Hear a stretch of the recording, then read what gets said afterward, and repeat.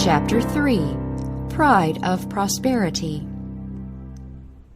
While Solomon exalted the law of heaven, God was with him, and wisdom was given him to rule over Israel with impartiality and mercy. At first, as wealth and worldly honor came to him, he remained humble, and great was the extent of his influence. Solomon reigned over all kingdoms from the river Euphrates unto the land of the Philistines, and unto the border of Egypt. He had peace on all sides round about him, and Judah and Israel dwelt safely, every man under his vine and under his fig tree, all the days of Solomon. 1 Kings chapter 4, verses 21, 24, and 25. But after a morning of great promise, his life was darkened by apostasy. History records a melancholy fact that he who had been called Jedediah, beloved of the Lord, 2 Samuel chapter 12, verse 25, the marginal reading. He who had been honored by God with tokens of divine favor so remarkable that his wisdom and uprightness gained for him worldwide fame. He who had led others to ascribe honor to the God of Israel turned from the worship of Jehovah to bow before the idols of the heathen. Hundreds of years before Solomon came to the throne, the Lord, foreseeing the perils that would beset those who might be chosen as rulers of Israel, gave Moses instruction for their guidance. Directions were given that he who should sit on the throne of Israel should write him a copy of the statutes of Jehovah in a book out of that which is before the priests the Levites. It shall be with him, the Lord said, and he shall read therein all the days of his life, that he may learn to fear the Lord his God, to keep all the words of this law and these statutes, to do them, that his heart be not lifted up above his brethren, and that he turn not aside from the commandment, to the right hand or to the left, to the end that he may prolong his days in his kingdom, he and his children in the midst of Israel. Deuteronomy chapter 17, verses 18 to 20. In connection with this instruction, the Lord particularly cautioned the one who might be anointed king not to multiply wives to himself, that his heart turn not away, neither shall he greatly multiply to himself silver and gold. Deuteronomy chapter 17, verse 17. With these warnings Solomon was familiar, and for a time he heeded them. His greatest desire was to live and rule in accordance with the statutes given at Sinai. His manner of conducting the affairs of the kingdom was in striking contrast with the customs of the nations of his time, nations who feared not God, and whose rulers trampled underfoot his holy law. In seeking to strengthen his relations with the powerful kingdom lying to the southward of Israel, Solomon ventured upon forbidden ground. Satan knew the results that would attend obedience, and during the earlier years of Solomon's reign, years glorious because of the wisdom, the beneficence, and the uprightness of the king, he sought to bring in influences that would insidiously undermine Solomon's loyalty to principle and cause him to separate from God. That the enemy was successful in this effort we know from the record. Solomon made affinity with Pharaoh, king of Egypt, and took Pharaoh's daughter and brought her into the city of David. 1 Kings chapter 3, verse 1. From a human point of view, this marriage, though contrary to the teachings of God's law, seemed to prove a blessing, for Solomon's heathen wife was converted and united with him in the worship of the true God. Furthermore, Pharaoh rendered signal service to Israel by taking Gezer, slaying the Canaanites that dwelt in the city, and giving it for a present unto his daughter, Solomon's wife. 1 Kings chapter 9, verse 16. This city Solomon rebuilt, and thus apparently greatly strengthened his kingdom along the Mediterranean seacoast. But in forming an alliance with a heathen nation, and sealing the compact by marriage with an idolatrous princess, Solomon rashly disregarded the wise provision that God had made for maintaining the purity of his people. The hope that his Egyptian wife might be converted was but a feeble excuse for the sin. For a time God, in his compassionate mercy, overruled this terrible mistake, and the king, by a wise course, could have checked at least in a large measure the evil forces that his imprudence had set in operation. But Solomon had begun to lose sight of the source of his power and glory. As inclination gained the ascendancy over reason, self-confidence increased, and he sought to carry out the Lord's purpose in his own way. He reasoned that political and commercial alliances with the surrounding nations would bring these nations to a knowledge of the true God, and he entered into unholy alliance with nation after nation. Often these alliances were sealed by marriages with heathen princesses. The commands of Jehovah were set aside for the customs of surrounding peoples. Solomon flattered himself that his wisdom and the power of his example would lead his wives from idolatry to the worship of the true God, and also that the alliances thus formed would draw the nations round about into close touch with Israel. Vain hope! Solomon's mistake in regarding himself as strong enough to resist the influence of heathen associates was fatal. And fatal, too, the deception that led him to hope that, notwithstanding a disregard of God's law on his part, others might be led to revere and obey its sacred precepts. The king's alliances and commercial relations with heathen nations brought him renown, honor, and the riches of this world. He was enabled to bring gold from Ophir and silver from Tarshish in great abundance. The king made silver and gold at Jerusalem as plenteous as stones, and cedar trees made he as the sycamore trees that are in the vale for abundance. 2 Chronicles chapter 1, verse 15. Wealth, with all its attendant temptations, came in Solomon's day to an increasingly large number of people, but the fine gold of character was dimmed and marred. So gradual was Solomon's apostasy that before he was aware of it, he had wandered far from God. Almost imperceptibly, he began to trust less and less in divine guidance and blessing, and to put confidence in his own strength. Little by little he withheld from God that unswerving obedience which was to make Israel a peculiar people, and he conformed more and more closely to the customs of the surrounding nations. Yielding to the temptations incident to his success and his honored position, he forgot the source of his prosperity. An ambition to excel all other nations in power and grandeur led him to pervert for selfish purposes the heavenly gifts hitherto employed for the glory of God. The money which should have been held in sacred trust for the benefit of the worthy poor and for the extension of principles of holy living throughout the world was selfishly absorbed in ambitious projects. Engrossed in an overmastering desire to surpass other nations in outward display, the king overlooked the need of acquiring beauty and perfection of character. In seeking to glorify himself before the world, he sold his honor and integrity. The enormous revenues acquired through commerce with many lands were supplemented by heavy taxes. Thus pride, ambition, prodigality, and indulgence bore fruit in cruelty and exaction. The conscientious, considerate spirit that had marked his dealings with the people during the early part of his reign was now changed.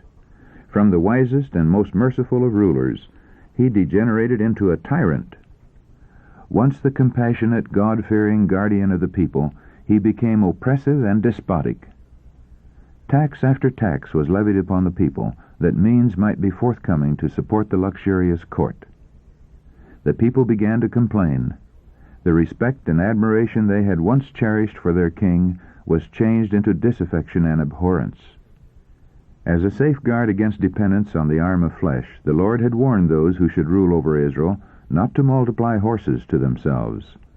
But in utter disregard of this command, Solomon had horses brought out of Egypt, and they brought unto Solomon horses out of Egypt and out of all lands.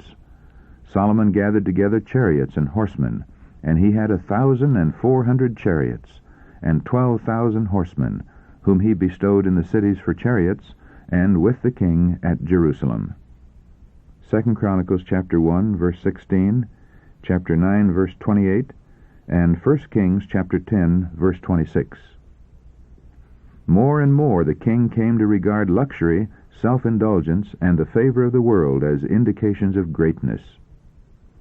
Beautiful and attractive women were brought from Egypt, Phoenicia, Edom, Moab, and from many other places. These women were numbered by hundreds. Their religion was idol worship, and they had been taught to practice cruel and degrading rites. Infatuated with their beauty, the king neglected his duties to God and to his kingdom. His wives exerted a strong influence over him, and gradually prevailed on him to unite with them in their worship.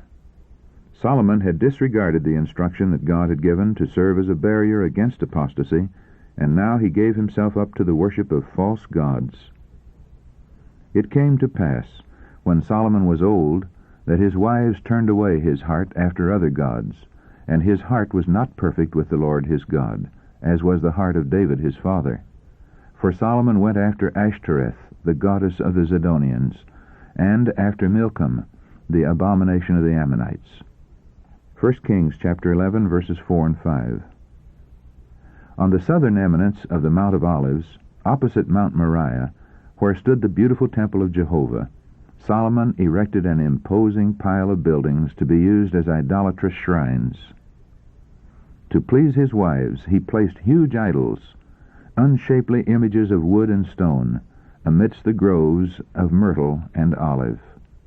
There, before the altars of heathen deities, Chemosh, the abomination of Moab, and Molech, the abomination of the children of Ammon, 1 Kings chapter 11, verse 7, were practiced the most degrading rites of heathenism. Solomon's course brought its sure penalty. His separation from God through communication with idolaters was his ruin.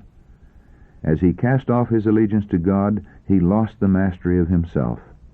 His moral efficiency was gone. His fine sensibilities became blunted.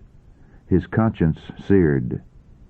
He who in his early reign had displayed so much wisdom and sympathy in restoring a helpless babe to its unfortunate mother, see 1 Kings chapter 3, verses 16 to 28, fell so low as to consent to the erection of an idol, to whom living children were offered as sacrifices. He who in his youth was endowed with discretion and understanding, and who in his strong manhood had been inspired to write, "There is a way which seemeth right unto a man, but the end thereof are the ways of death." Proverbs chapter 14, verse 12. In later years departed so far from purity as to countenance licentious, revolting rites connected with the worship of Chemosh and Ashtoreth. He who at the dedication of the temple had said to his people, "Let your heart therefore be perfect with the Lord our God," 1 Kings chapter 8, verse 61, became himself an offender, in heart and life denying his own words. He mistook license for liberty.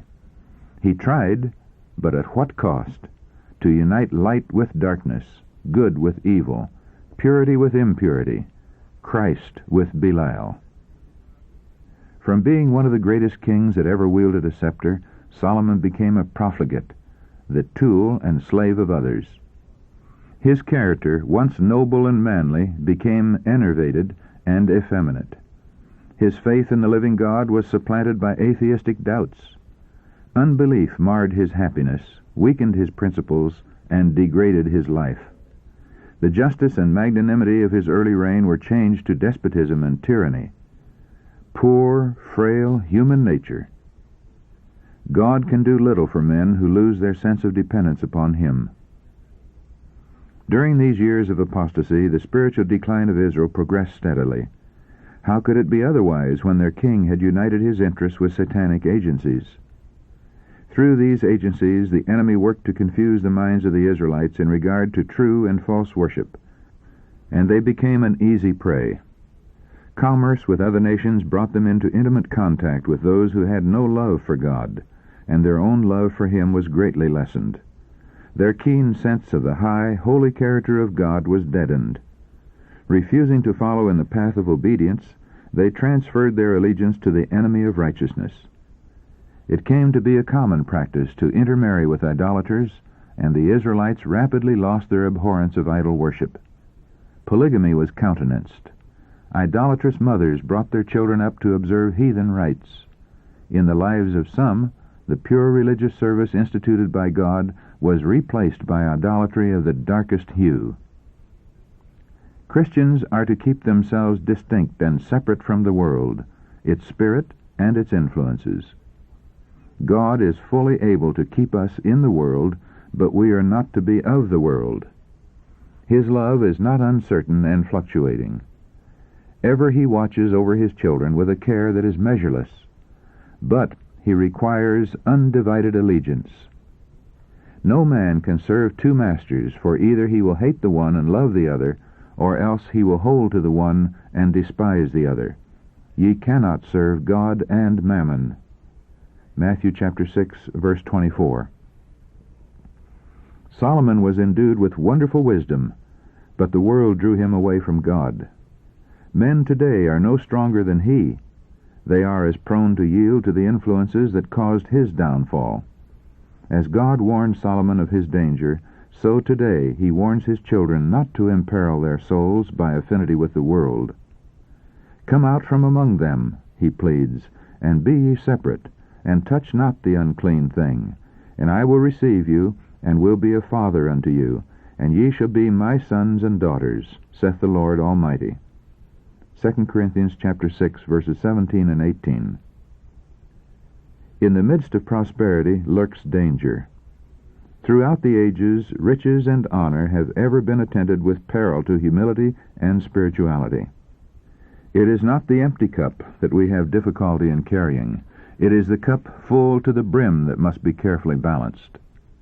Affliction and adversity may cause sorrow, but it is prosperity that is most dangerous to spiritual life.